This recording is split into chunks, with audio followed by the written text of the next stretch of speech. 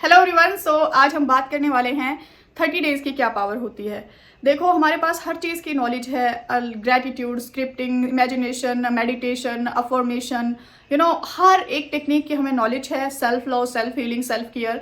लेकिन अगर उस नॉलेज को इम्प्लीमेंट ही ना किया जाए लाइफ में तो वो वेस्ट है। मतलब अगर वो नॉलेज आपको है लेकिन कैसे उसको यूज़ करना है, और अगर यूज़ भी कर रहे हो तो उसको एक नेगेटिव माइंडसेट के साथ कर रहे हो तो उसका कोई यूज़ ही नहीं होता।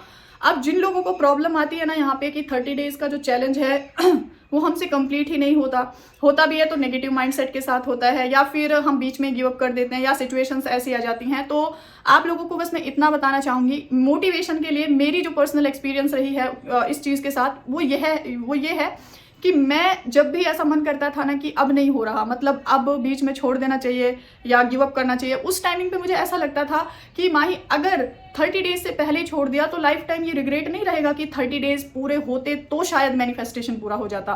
क्योंकि बड़े बड़े लाइफ कोच, बड़े बड़े मेंटोर सब एक ही बात कहते हैं कि 30 डेज में आपकी पूरी तरह से जो माइंड के जो प्रोग्रामिंग है, जो ओल्ड थॉट पैटर्न है, जो आपके पुराने जितने भी न्यूरॉन्स हैं वो सब चेंज हो जाते हैं। तो ये जो चीज़ थी ना, इसने मुझे मोटिवेट किया बार बार। ऐसा नहीं है कि बीच में मेरा गिव अप करने का मन नहीं किया या नेगेटिव सिचुएशंस नहीं आई या रेजिस्टेंस नहीं आया, लेकिन एक ही चीज़ मैं खुद को रिमाइंड कराती थी कि हर एक लाइफ कोच, हर एक मेंटोर अगर यही बात कहता है कि 30 डेज खुद को हैप्पी रखो, अलाइनमेंट में रखो, ग्रैटिट्यूड की पावर में रखो, तो फिर अगर मैं बीच में से इसको छोड़ देती हूँ तो शायद मुझे लाइफ टाइम ये रिग्रेट नहीं रहेगा कि काश मैं 30 डेज पूरे कर लेती तो मेरा मैनिफेस्टेशन हो जाता। अब यहाँ पे बहुत सारे लोग बोलेंगे मैं तो 6 महीने से कर रही हूँ, मैं तो 1 साल से कर रही हूँ, मैं तो 30 डेज कर चुकी हूँ। बट वो 30 डेज कैसे? ऐसे नहीं कि 15 मिनट के लिए पॉजिटिव रहे फिर पूरे दिन नेगेटिव सोच रहे हैं, बिल्कुल डेस्परेट हो गए हैं सामने वाले के साथ या किसी भी चीज़ के साथ। वो 30 डेज मैं अब सच बताऊं, वो 30 डेज पता है कैसे होने चाहिए? आप एक बार करके तो देखो। जिन मैनिफेस्टेशंस को आज आप पकड़ के बैठे हो, आपको उनको छोड़ने से डर क्यों लगता है? मुझे ये समझाओ। मतलब ऐसा मैंने सुना है कि जैसे जिस दिन हम उस मैनिफेस्टेशन की बात नहीं करेंगे या उसको फील नहीं करेंगे वो हमसे छूट जाएगा। ऐसा नहीं होता। मैंने सच बताऊं, जो ये 30 डेज थे ना, अब तक तो मैं जितनी टेक्निक्स कर रही थी वो मैंने चीज़ों के लिए कि ये आ जाए वो आ जाए। वो जो लास्ट ईयर के 16 मार्च से 16 अप्रैल के, ये बता रही हूँ मैं, लास्ट ईयर यानी कि 22 में, वो 30 डेज में ऑनेस्टी से बता रही हूँ एक सिंगल वन मैनिफेस्टेशन नहीं था। उसमें मैनिफेस्टेशन कौन था? सिर्फ मैं थी। मुझे एक चीज़ समझ में आ गई थी कि जहाँ मैं मैनिफेस्ट हो गई वहाँ सारी चीज़ें मैनिफेस्ट हो जाएंगी। तो आपके हर एक थॉट से इस पूरे यूनिवर्स में हलचल होती है, इधर की चीज़ें उधर शिफ्ट हो जाती हैं। तो आपको ऐसे कैसे लग सकता है कि आपकी चीज़ अगर आपने एक दिन फील नहीं की तो वो आपसे दूर भाग जाएगी? ऐसा थोड़ी होता है। थोड़ा डर को कम करो, और ऐसा है कि आपको इतना विश्वास होना चाहिए कि आपकी जो चीज़ थी वो आपकी है, आपकी ही रहेगी और वो कहीं नहीं जा सकती। और ये सच भी है, अगर आप का डिज़ायर एकदम शिद्दत से है तो वो आपसे कोई ले ही नहीं सकता। एग्जाम्पल के तौर पे आप बिलीव सिस्टम की पावर देखो। सितंबर बैच में एक लड़की थी, उसके एसपी की शादी फिक्स हो गई किसी और लड़की के साथ। चलो, शादी फिक्स होना तो कोई बड़ी बात नहीं, टूट जाती हैं। हल्दी भी हो गई, मेहंदी भी हो गई।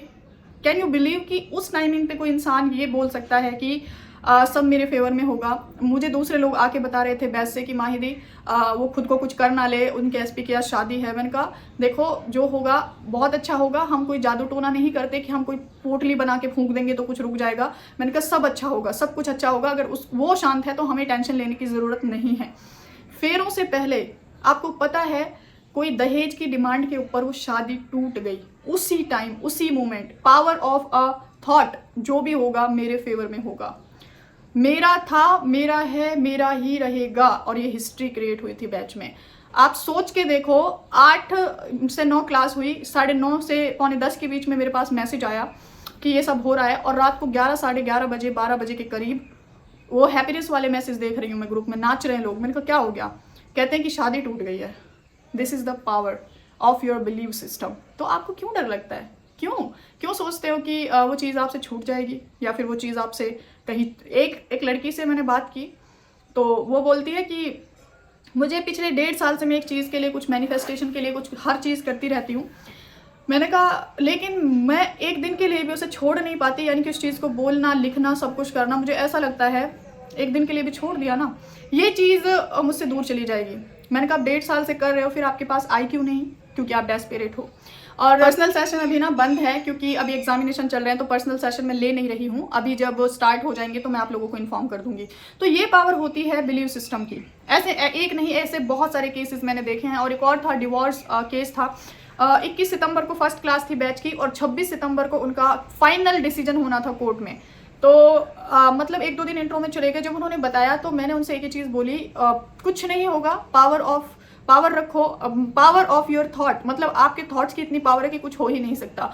हम सब ने ब्लेस किया, ग्रुप में ब्लेसिंग्स दी। आपको पता है 24 को उनके हस्बैंड का मैसेज आता है। ही वॉज लाइक कि मुझे ऐसा लग रहा है कि हमें एक दूसरे को एक चांस और देना चाहिए, मुझे अच्छा नहीं लग रहा कि ये सब क्यों हो रहा है। और वो रुक गया। मतलब आज वो दोनों हैप्पीली लाइफ स्पेंड कर रहे हैं। मतलब दोनों की बहुत अच्छी मैरिज लाइफ चल रही है। तो आप ये मत सोचा करो कि अगर आपने अपना मैनिफेस्टेशन छोड़ दिया तो आप जो है पूरी तरह से मतलब वो आपसे दूर चला जाएगा। आपको पता है जब लोग 30 डेज के बैच में आते हैं तो मैनिफेस्टेशन की तो बात ही नहीं होती है। आपको शॉक लगेगा, मैनिफेस्टेशन की बात नहीं होती, सिर्फ हैप्पी रहने पे ख्याल पूरा फोकस कराया जाता है, सेल्फ लव पे पूरा फोकस कराया जाता है। हाँ, उसको लिख कर, यानी कि लिख के एक साइड रखवा देती हूँ, क्योंकि मेरा मानना ये है अगर हमने कोई चीज़ डायरी में लिख दी है और डायरी में लिखने के बाद जब हम हैप्पी होंगे, जब हम सेल्फ लव करेंगे, जब हम हाई वाइब्रेशन में रहेंगे, वो ऑटोमेटिक मैनिफेस्ट होगी। तो इसीलिए जो मेरे बैचेस चलते हैं उसमें आपको लगता होगा कि दिन रात मैनिफेस्टेशन पे बात होती है। नहीं, वो जो आप लोग लेट गो नहीं कर पाते ना, डिटैच नहीं हो पाते, वो हो जाता है। तो इसलिए मैं आपसे एक ही चीज़ बोलूँगी कि आपका जो मैनिफेस्टेशन है वो आपसे दूर नहीं होगा। इसलिए आप 90% फोकस करो हैप्पीनेस पे, ग्रैटिट्यूड पे, सेल्फ लव पे, और 10% में अपने मैनिफेस्टेशन को रखो। अभी आप क्या कर रहे हो, 99% फोकस जो है वो मैनिफेस्टेशन पे है और उसका 1% फोकस है खुद पे। और यही चीज़ मैं बार बार समझा चुकी हूँ आप लोगों को कि जिसके अंदर पावर है मैनिफेस्ट करने की, उसको तो एम्पावर करो ना, उसको तो पावर दो आप लोग, है ना। तो इसीलिए मैं कहती हूँ नॉलेज का जब तक यूज़ ना किया जाए, जब तक उसको लाइफ में इंप्लीमेंट ना किया जाए, वो वेस्ट है, उसका कोई यूज़ नहीं है। आपकी जो भी नॉलेज आज तक आपने ली है एलओए से रिलेटेड, जो भी आपको समझ में आया है, जिस चीज़ में भी आप फील आती है, आपको फील कर सकते हो उन चीज़ों को, उसी चीज़ को यूज़ करो। बहुत सारे लोग हैं ना सारी चीज़ों को एक साथ पकड़ेंगे क्योंकि किसी ने सजेस्ट कर दिया है। ऐसा थोड़ी है। अगर आप राइटिंग पर्सन नहीं हो, आपको स्क्रिप्टिंग में फीलिंग नहीं आएगी। अगर आप बोलने वाले पर्सन नहीं हो तो आपको अफर्मेशन में फीलिंग नहीं आएगी। जस्ट चेक योर सेल्फ कि आपको अच्छा क्या लगता है। मतलब खुद से बात करना, अफर्म करना, लिखना या विजुअलाइज करना, आपको जिस भी चीज़ में सबसे ज़्यादा फीलिंग आती है आप उसको पकड़ लो। क्योंकि फोर्सफुली मत किया करो चीज़ों को, अपने आप को सप्रेस मत किया करो। खुद को सप्रेस करते हैं ना तभी चीज़ें दूर भागती हैं हमसे। सिर्फ हम खुद को प्रेशर दे रहे हैं, ये भी कर, वो भी कर, वो भी कर, हैप्पीनेस उसमें है ही नहीं दूर दूर तक। और एक और चीज़, ये जो चीज़ें हैं सीखो बुक से, वीडियोस से, और इम्प्लीमेंट करो लाइफ में थोड़ा थोड़ा करके, एकदम से नहीं होगा। इसके अलावा वन मोर अनाउंसमेंट, जून बैच के रजिस्ट्रेशन स्टार्ट हो गए हैं आज से। और जिन लोगों के क्वेश्चंस थे, जिन लोगों की क्वेरीज थी, वो लोग अपना रजिस्ट्रेशन करा सकते हैं। ज़्यादा डिटेल्स के लिए जो भी आपको कंप्लीट एक पूरा टेम्पलेट मिलेगा, उसमें हर एक चीज़ मेंशन है, डेट, टाइम, ड्यूरेशन, टॉपिक जो कवर होने वाले होते हैं, सब कुछ उसमें बनाया होता है। तो कमेंट सेक्शन में पूछने से बेटर है आप टीम को मैसेज करो, वो आपको कंप्लीट तरीके से गाइड करेंगे।